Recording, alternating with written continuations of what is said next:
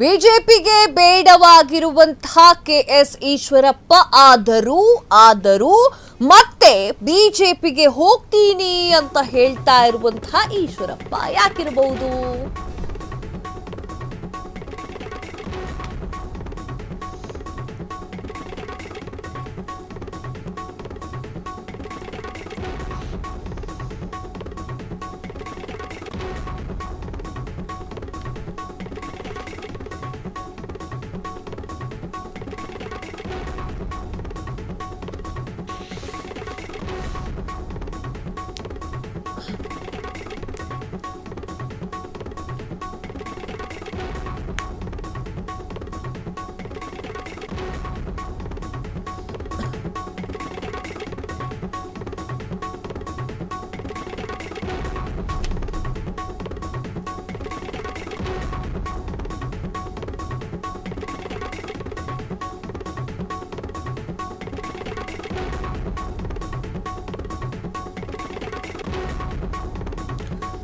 ಬಿಜೆಪಿಗೆ ಬೇಡವಾಗಿರುವಂತಹ ಕೆಎಸ್ ಈಶ್ವರಪ್ಪ ಆದರೂ ಮತ್ತೆ ಬಿಜೆಪಿಗೆ ಹೋಗ್ತೀನಿ ಅಂತ ಹೇಳ್ತಾ ಇರುವಂತಹ ಈಶ್ವರಪ್ಪ ಯಾಕೆ?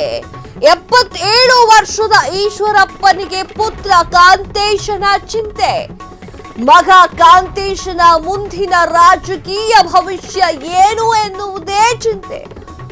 ಪಕ್ಷೇತರವಾಗಿ ನಿಂತು ಕಾಂತೇಶ್ ವಿಧಾನಸಭೆ ಅಥವಾ ಲೋಕಸಭೆಗೆ ಗೆಲ್ಲಕ್ಕಾಗಲ್ಲ. ಕಾಂತೇಶ್ ರಾಜಕೀಯ ಭವಿಷ್ಯ ಭದ್ರ ಆಗಬೇಕಾದ್ರೆ ಬಿಜೆಪಿ ಪಕ್ಷ ಸೇರಲೇಬೇಕು. ಈಗಾಗಲೇ ಬಿಜೆಪಿಗೆ ವಾಪಸ್ ಆದರಷ್ಟೇ ಮುಂದಿನ ವಿಧಾನಸಭಾ ಚುನಾವಣೆಯಲ್ಲಿ ಪುತ್ರ ಕಾಂತೇಶನಿಗೆ ಟಿಕೆಟ್ಗಾಗಿ ಲಾಭಿಯನ್ನ ನಡೆಸಬಹುದು. ಇನ್ನು ಬಿಜೆಪಿಗೆ ವಾಪಸ್ ಆಗದೆ ಸಮಯ ವ್ಯರ್ಥವನ್ನ ಮಾಡಿದ್ರೆ ಬಿಜೆಪಿಯಲ್ಲಿ ಕಾಂತೇಶನಿಗೆ ಟಿಕೆಟ್ ಅನ್ನ ಗಿಟ್ಟಿಸಿಕೊಡುವುದು ಸ್ವಲ್ಪ ಕಷ್ಟವಾಗುತ್ತೆ. ಪುತ್ರನ ರಾಜಕೀಯ ಭವಿಷ್ಯದ ಆತಂಕದಲ್ಲಿ ಈಶ್ವರಪ್ಪ ಮತ್ತೆ ಬಿಜೆಪಿ ಜಪವನ್ನ ಮಾಡ್ತಾ ಇದ್ದಾರೆ. ಚೆನ್ನಾಗಿದೆ ನೋಡಿ. ಇನ್ನು 2028ಕ್ಕೆ ಎಲೆಕ್ಷನ್ ಬರುತ್ತೆ. ಆ ಒಂದು ಎಲೆಕ್ಷನ್ ನಲ್ಲಿ ತನ್ನ ಮಗನಿಗೆ ಟಿಕೆಟ್ ಅನ್ನ ಕೊಡಿಸಬೇಕು ಅಂತಂದ್ರೆ ಈಶ್ವರಪ್ಪ ಪಕ್ಷದಲ್ಲಿ ಇರಬೇಕು. ಬಿಜೆಪಿ ಪಕ್ಷಕ್ಕೆ ಈಶ್ವರಪ್ಪ ಅವರ ಅಗತ್ಯವಿಲ್ಲದಿದ್ದರೂ ಈಶ್ವರಪ್ಪನವರಿಗೆ ಬಿಜೆಪಿ ಪಕ್ಷದ ಅಗತ್ಯತೆ ತುಂಬಾ ಇದೆ. 77 ವರ್ಷದ ವಯಸ್ಸಿನ ಈಶ್ವರಪ್ಪ ಅವರಿಗೆ ಬಿಜೆಪಿಯನ್ನ ಸೇರ್ಲಿಕ್ಕೆ ಬಹಳ ಖುಷಿ ಇದೆ. ಯಾವ್ಯಾವಾಗ ಸಮಯ ಬರುತ್ತೋ ಆವಾಗೆಲ್ಲವೂ ಕೂಡ ಯಡಿಯೂರಪ್ಪ ಅವರನ್ನ ಬೈತಿದ್ದಂತಹ ಈಶ್ವರಪ್ಪ ಈಗ ಯಡಿಯೂರಪ್ಪ ಅವರ ಪಕ್ಷ ಬಿಜೆಪಿಗೆ ಹೋಗ್ತಾ ಇರುವಂತಹ ವಿಚಾರ. ಮಗ ಕಾಂತೇಶನ ಮುಂದಿನ ರಾಜಕೀಯ ಭವಿಷ್ಯವನ್ನ ದೃಷ್ಟಿಯಲ್ಲಿ ಇಟ್ಟುಕೊಂಡು ಈಶ್ವರಪ್ಪ ಬಿಜೆಪಿ ಕಡೆಗೆ ವಾಲ್ತಾ ಇರುವಂತದ್ದು. ಕಾಂತೇಶನಿಗೆ ಪಕ್ಷದಲ್ಲಿ ಟಿಕೆಟ್ ಕೊಡಿಸಬೇಕು ಎನ್ನುವಂತಹ ಮನಸ್ಥಿತಿಯನ್ನ ಇಟ್ಟುಕೊಂಡಿರುವಂತಹ ಈಶ್ವರಪ್ಪ ಪಕ್ಷೇತರವಾಗಿ ಏನಾದ್ರೂ ನಿಂತ್ಕೊಂಡ್ರೆ ಕಾಂತೇಶನಿಗೆ ಗೆಲ್ಲಕ್ಕಾಗೋದಿಲ್ಲ. ಈಶ್ವರಪ್ಪ ಅವರು ಏನಾದ್ರೂ ಮನಸ್ಸು ಮಾಡಿದ್ರು, ಬೇರೆ ಯಾರು ಮನಸ್ಸು ಮಾಡಿದ್ರು ಆಗೋದಿಲ್ಲ. ಅದು ಯಾವುದೇ ಕಾರಣಕ್ಕೂ ಪಕ್ಷೇತರವಾಗಿ ಕಾಂತೇಶ್ ನಿಂತ್ಕೊಂಡ್ರೆ, ಈಶ್ವರಪ್ಪ ಅಲ್ಲ ಕಾಂತೇಶ್ ನಿಂತ್ಕೊಂಡ್ರೆ ಗೆಲ್ಲಲಿಕ್ಕೆ ಸಾಧ್ಯವೇ ಇಲ್ಲ. ಮಗನಿಗೆ ಅಧಿಕಾರವನ್ನ ಕೊಡಿಸಬೇಕು ಎನ್ನುವಂತಹ ನಿಟ್ಟಿನಲ್ಲಿ ಬಿಜೆಪಿಯತ್ತ ಮುಖವನ್ನು ಮಾಡ್ತಾ ಇದ್ದಾರೆ. ಈಗಾಗಲೇ ಬಿಜೆಪಿಗೆ ವಾಪಸ್ ಆದರಷ್ಟೇ ಮುಂದಿನ ವಿಧಾನಸಭೆಯ ಎಲೆಕ್ಷನ್ ನಲ್ಲಿ ಗಿಟ್ಟಿಸ್ಕೊಳ್ಬಹುದು ಟಿಕೆಟ್ ಅಂತ. ಬಿಜೆಪಿಗೆ ಈಶ್ವರಪ್ಪ ಅವ್ರು ಬೇಡವೇ ಬೇಡ, ವಾಪಸ್ ಬರ್ತೀನಿ ಅಂತ ಹೇಳಿದ್ರು ಕೂಡ ಒಳಗೆ ಬಿಟ್ಟುಕೊಳ್ತಾ ಇಲ್ಲ ಬಿಜೆಪಿ.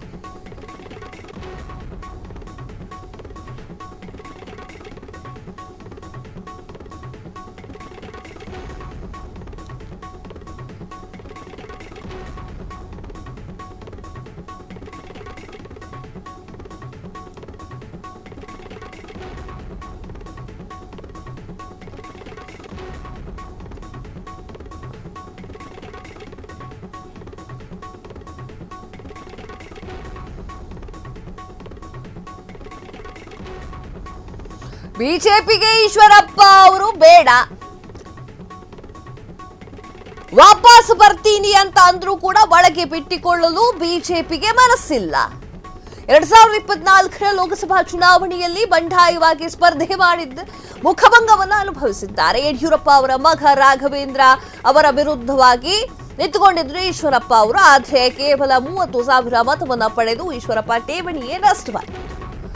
ಹಾವೇರಿ ಕ್ಷೇತ್ರದಲ್ಲಿ ಮಗ ಕಾಂತೇಶ್ಗೆ ಟಿಕೆಟ್ ಕೊಟ್ಟಿಲ್ಲ ಅನ್ನುವಂತಹ ಕಾರಣಕ್ಕೆ ಸಿಟ್ಟು, ಅದೇ ಸಿಟ್ಟಿನಲ್ಲಿ ಬಂಡಾಯವಾಗಿ ಸ್ಪರ್ಧಿಸಿ ಮುಗ್ಗರಿಸಿದಂತ ಕೆಎಸ್ ಈಶ್ವರಪ್ಪ. ಕಳೆದ ವರ್ಷದ ಏಪ್ರಿಲ್ನಲ್ಲಿ 6 ವರ್ಷದ ಮಟ್ಟಿಗೆ ಈಶ್ವರಪ್ಪ ಉಚ್ಚಾಟಿಸಲಾಗಿತ್ತು. ಬಿಜೆಪಿಗೆ ಈಶ್ವರಪ್ಪ ಬೇಡ. ಎಸ್, ಬಿಜೆಪಿಗೆ ಈಶ್ವರಪ್ಪ ಅವರು ಈಗ ಬೇಡ. ಹಿಂದೆ ಯಡಿಯೂರಪ್ಪ ಅವರು ಕಾಲದಲ್ಲಿ ಯಡಿಯೂರಪ್ಪ ಅವರಿದ್ದಾಗ ಅವರು ಮತ್ತೆ ಈಶ್ವರಪ್ಪ ಎಲ್ಲ ಸೇರಿ ಬಿಜೆಪಿ ಪಕ್ಷಗಳನ್ನ ಕಟ್ಟಿಕೊಂಡು ಅಲ್ಲಿ ಕಾರ್ಯಕರ್ತರನ್ನ ಒಗ್ಗೂಡಿಸ್ಕೊಂಡು ಮಾಡಿದ್ದಾರೆ. ಈಶ್ವರಪ್ಪ ಈಗ ಬಿಜೆಪಿಗರಿಗೆ ಬೇಡ. ಅವರು ಬಂಡಾಯ ಎದ್ದು ಹೊರಗಡೆ ಹೋಗಿದ್ದು ಉಂಟು, ಉಚ್ಚಾಟನೆ ಕೂಡ ಮಾಡಲಾಗಿತ್ತು ಅವ್ರನ್ನ. ಈಗ ಈಶ್ವರಪ್ಪ ಅವರಿಗೆ ಬಿಜೆಪಿ ಬೇಕು. ಯಾಕಾಗಿ ಬಿಜೆಪಿ ಬೇಕು? ಮಗನಿಗೋಸ್ಕರ ಬೇಕು. ಪುತ್ರ ಕಾಂತೇಶನಿಗಾಗಿ ಮತ್ತೆ ಬಿಜೆಪಿಯತ್ತ ಬರ್ತಾ ಇರುವಂತಹ ಈಶ್ವರಪ್ಪ, ನೀವು ಹೆಂಗೇ ಬರ್ಲಿ, ಯಾವ ದಾರಿಂದನೂ ಬರ್ಲಿ, ನಾವು ಬಿಟ್ಕೊಳ್ಳೋದಿಲ್ಲ, ಬಿಟ್ಕೊಳ್ಳೋಕೆ ಮನಸ್ಸಿಲ್ಲ ಅಂತ ಕೂತಿರುವಂತಹ ಬಿಜೆಪಿಗರು ಇಲ್ಲಿ ಈ ಕಡೆ ರಾಜ್ಯಾಧ್ಯಕ್ಷ ಸ್ಥಾನವನ್ನ ಬದಲು ಮಾಡಿಬಿಟ್ರೆ ಅಂತ ಹೇಳಿ ಯಡಿಯೂರಪ್ಪ ಅವರಿಗೆ ಚಿಂತೆ. ಆ ಒಂದು ಚಿಂತೆಯಲ್ಲಿ ಕಾರ್ಯಕರ್ತರನ್ನ ಅಥವಾ ಪಕ್ಷದ ನಾಯಕರನ್ನ ಒಗ್ಗೂಡಿಸೋದ್ರಲ್ಲಿ ಅವರು ಬಿಸಿಯಾಗಿದ್ದಾರೆ. ಆದ್ರೆ ಈಶ್ವರಪ್ಪ ಅವ್ರಿಗೆ ಬೇರೆ ಚಿಂತೆ. ಕಾಂತೇಶನನ್ನ 2028ರ ಚುನಾವಣೆಗೆ ಸಿದ್ಧ ಮಾಡಬೇಕು ಅಂತ ಹೇಳಿ ಈಶ್ವರಪ್ಪ ಅವರಿಗೆ ಚಿಂತೆ. 2024ರ ಚುನಾವಣೆಯಲ್ಲಿ ರಾಘವೇಂದ್ರ ಅವರ ವಿರುದ್ಧವಾಗಿ ಈಶ್ವರಪ್ಪ ನಿಂತುಕೊಳ್ತಾರೆ. ಆ ಒಂದು ಕೋಪವೂ ಕೂಡ ಅಪ್ಪ ಮಗಂಗಿದೆ ಅಂತ ಹೇಳಲಾಗುತ್ತೆ. ಹಾವೇರಿ ಕ್ಷೇತ್ರಕ್ಕಾಗಿ ಬಹಳ ಪ್ರಯತ್ನ ಮಾಡ್ತಾರೆ, ತನ್ನ ಮಗನಿಗೆ ಆ ಒಂದು ಟಿಕೆಟ್ ಕೊಡಿಸಬೇಕು ಅಂತ. ಆಗೋದಿಲ್ಲ ಅದು. ಕಳೆದ ವರ್ಷ ಏಪ್ರಿಲ್ನಲ್ಲಿ 6 ವರ್ಷದ ಮಟ್ಟಿಗೆ ಉಚ್ಚಾಟನೆಯನ್ನ ಮಾಡಲಾಗುತ್ತೆ. ಆದರೆ ಶತಾಯ ಗತಾಯ ಮತ್ತೆ ಬಿಜೆಪಿಯ ಒಳಗಡೆ ಬರಬೇಕು ಅಂತ ಹೇಳಿ ಈಶ್ವರಪ್ಪ ಕಾಯ್ತಾ ಕೂತ್ಕೊಂಡಿದ್ದಾರೆ. ಪುತ್ರ ಕಾಂತೇಶನಿಗೋಸ್ಕರ ಮಗನ ಮೋಹದಲ್ಲಿ ಏನ್ ಬೇಕಾದ್ರೂ ಮಾಡ್ತಾರೆ ಅಂತ ಹೇಳ್ತಾರಲ್ವಾ, ಹಾಗೆ ಪುತ್ರನಿಗೋಸ್ಕರ, ಪುತ್ರನ ಅಧಿಕಾರಕ್ಕೋಸ್ಕರ 2028ರ ಚುನಾವಣೆಗೋಸ್ಕರ ಆಗಿರಬಹುದು ಬರ್ತೀನಿ ಅಂತ ಹೇಳಿ ಅವರು ಕೂತ್ಕೊಂಡಿದ್ದಾರೆ.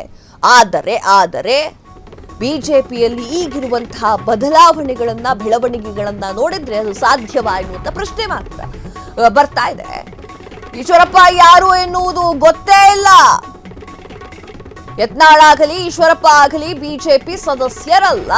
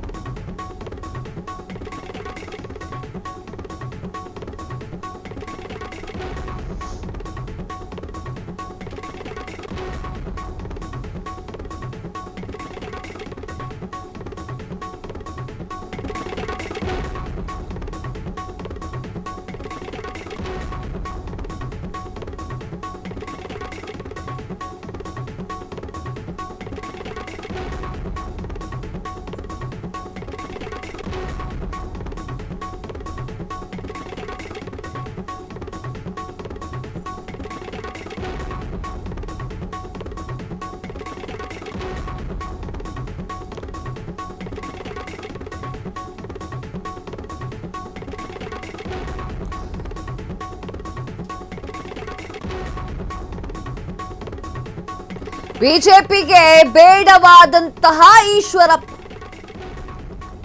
ಆದರೆ ಈಶ್ವರಪ್ಪ ಯಾರು ಎನ್ನುವುದೇ ಗೊತ್ತೇ ಇಲ್ಲ.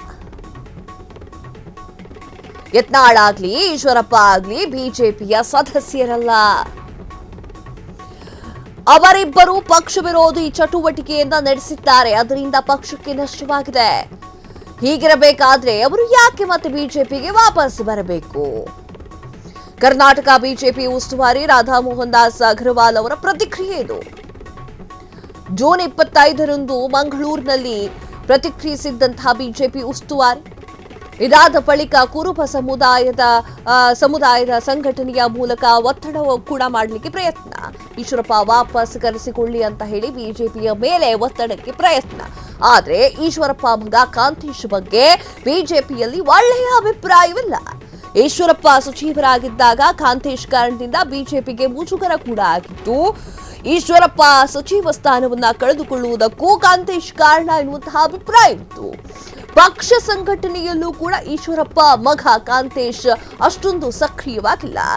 ಬಿಜೆಪಿಯಲ್ಲಿ ಅಧಿಕಾರ ಅನುಭವಿಸಿಯೂ ಅಪ್ಪ ಮಗ ಪಕ್ಷದ ವಿರುದ್ಧವಾಗಿ ಮಾತನಾಡಿದ್ರು. ಹೀಗಾಗಿ ಈಶ್ವರಪ್ಪ ಬರ್ತೀನಿ ಅಂದ್ರೂ ಕೂಡ ಬೇಡ ಅಂತ ಹೇಳ್ತಿರುವಂತಹ ಬಿಜೆಪಿಯ ಹೈಕಮಾಂಡ್ ಈ ಮೂಲಕ ಒಂದು ವೇಳೆ ಮತ್ತೆ ಸೇರಿಕೊಂಡ್ರೂ ಕೂಡ ಅಷ್ಟೊಂದು ಮಹತ್ವವನ್ನ ಕೊಡೋಕ್ಕಾಗೋದಿಲ್ಲ ಎನ್ನುವಂತಹ ಸಂದೇಶ. ಅಲ್ಲಿಗೆ ಕಾಂತೇಶ್ ಈಶ್ವರಪ್ಪ ಅವರ ರಾಜಕೀಯ ಭವಿಷ್ಯಕ್ಕೆ ಎಳ್ಳು ನೀರು ಬಿಟ್ಟಂಗಾಯ್ತು. ಬಿಜೆಪಿಗೆ ನಾನು ತನ್ನ ಮಗನಿಗೋಸ್ಕರ ಬರ್ತೀನಿ ಅಂತ ಹೇಳಿ ಈಶ್ವರಪ್ಪ ಟ್ರೈ ಮಾಡ್ತಾ ಇದ್ದಾರೆ. ಆದರೆ ಬಿಜೆಪಿಗೆ ಈಶ್ವರಪ್ಪ ಅಗತ್ಯ ಇಲ್ಲ. ಬಿಜೆಪಿ ಹೈಕಮಾಂಡ್ಗೆ ಈಶ್ವರಪ್ಪ ಬೇಡ. 77 ವರ್ಷದ ಈಶ್ವರಪ್ಪ ಅವರನ್ನ ಕರೆದುಕೊಂಡ್ರೂ ಕೂಡ ಮೊದಲು ಕೊಡಲಾಗಿದ್ದಂತಹ ಗೌರವಗಳನ್ನ ಸ್ಥಾನಮಾನಗಳನ್ನ ಕೊಡೋದು ಡೌಟ್ ಇದೆ. ಹೈಕಮಾಂಡ್ ಸೇರಿಸ್ಕೊಳ್ಳೋಕೆ ಮನಸ್ಸಿಲ್ಲ. ಅಕಸ್ಮಾತ್ ಹಳೆಯದೆಲ್ಲ ನೆನಪಾಗಿ ಪಕ್ಷಕ್ಕೋಸ್ಕರ ದುಡಿದಿದ್ದಾರೆ ಅಂತ ನೆನಪಾಗಿ ಮತ್ತೆ ಸೇರಿಸ್ಕೊಂಡ್ರು ಕೂಡ ಆ ಸ್ಥಾನಮಾನವನ್ನ ಈಶ್ವರಪ್ಪ ಅವರಿಗೆ ಕೊಡೋದಿಲ್ಲ. ಇನ್ನೊಂದು ವಿಚಾರ, ಈಶ್ವರಪ್ಪ ಅವರಾಗಲಿ ಅಥವಾ ಬಸನಗೌಡ ಪಾಟೀಲ್ ಯತ್ನಾಳ್ ಅವರಾಗ್ಲಿ ಪಕ್ಷ ವಿರೋಧಿ ಚಟುವಟಿಕೆಯಲ್ಲಿ ಭಾಗವಹಿಸ್ತಾ ಇರ್ತಾರೆ, ಎಲ್ಲಂದ್ರಲ್ಲಿ ಹರಿಬಿಡ್ತಾರೆ ನಾಲಿಗೆಯನ್ನ ಅಂತ ಹೇಳಿ ಸಾಕಷ್ಟು ಸಲ ಹೈಕಮಾಂಡ್ ಕೂಡ ಇದರ ಬಗ್ಗೆ ಹೇಳಿದ್ದುಂಟು. ಆದರೆ ಏನೇ ಆದರೂ ಕೂಡ ಯಾರು ಕೂಡ ತಲೆ ಕೆಡಿಸ್ಕೊಂಡಿರಲಿಲ್ಲ. ಅವ್ರನ್ನ ಉಚ್ಚಾಟನೆ ಮಾಡಲಾಗಿತ್ತು. ಈಗ ಕಾಂತೇಶ್ಗೋಸ್ಕರ ಮತ್ತೆ ಬಿಜೆಪಿಯ ಒಳಕ್ಕೆ ಸೇರ್ಲಿಕ್ಕೆ ಈಶ್ವರಪ್ಪ ಶತಾಯಗತಾಯ ಪ್ರಯತ್ನ ಮಾಡ್ತಾ ಇದ್ದಾರೆ. ಅದು ಆಗೋದಲ್ಲ, ಇವರು ಬಿಡೋದಲ್ಲ. ಕ್ಷಣ ಕ್ಷಣದ ಸುದ್ದಿಗಳಿಗಾಗಿ ಫ್ರೀಡಂ ಟಿವಿ ಸಬ್ಸ್ಕ್ರೈಬ್ ಮಾಡಿ, ಲೈಕ್ ಮಾಡಿ ಹಾಗೂ ಫಾಲೋ ಮಾಡಿ. ಹೊಸ ಸುದ್ದಿಗಳ ನೋಟಿಫಿಕೇಶನ್ಗಾಗಿ ಬೆಲ್ ಐಕಾನ್ ಮೇಲೆ ಕ್ಲಿಕ್ ಮಾಡಿ.